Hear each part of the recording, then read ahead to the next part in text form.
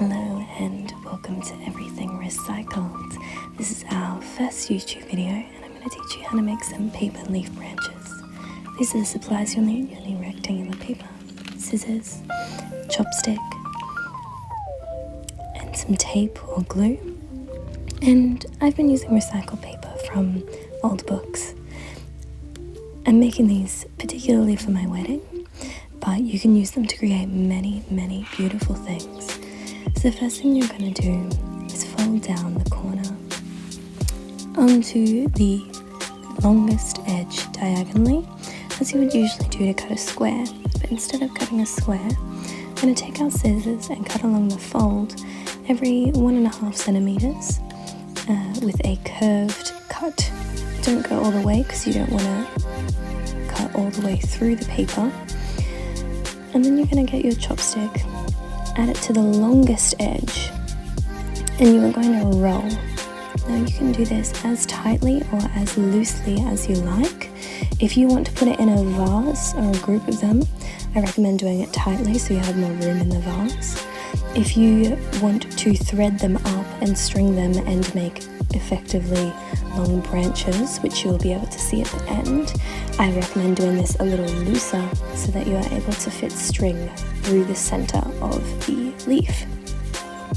From here, you're just going to roll along the chopstick all the way down the end. Now this does take a bit of time and a bit of practice, but once you get quick at it, I've been able to make these in about 2 minutes each, which is great if you're doing really large projects like I am for my wedding. So as you can see, I'm just going to roll, and at this stage you want to adhere what will be a diagonal corner onto the rest of the paper. So I've been using these clear offcuts from work because I've been trying to recycle as many things as I can, so these would have been thrown out anyway. Instead I'm using them to hold this together. So as you can see, you now have a stick. To make it look really beautiful, what you want to do now is go inside each of the leaves or the tabs that you cut earlier, and you want to open them up on an angle. This should be pretty easy because they'll already be twisted at an angle because of how you fold the paper and cut the curves.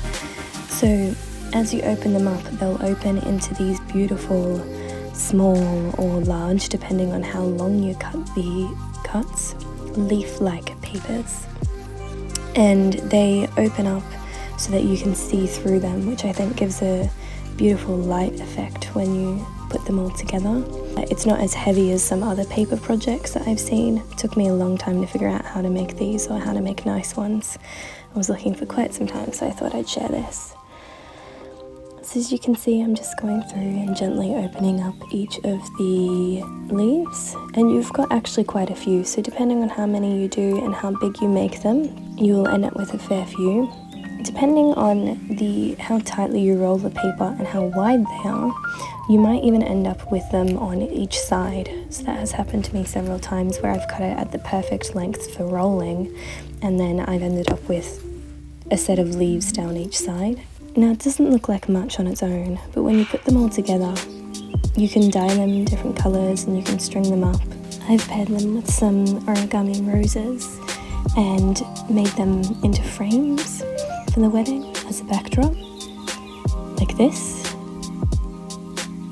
And they've just turned out so beautifully. If you like this tutorial, feel free to like and subscribe. We'd love to have you. This is the other way you can arrange them, using vases and bouquets. And I'll see you soon.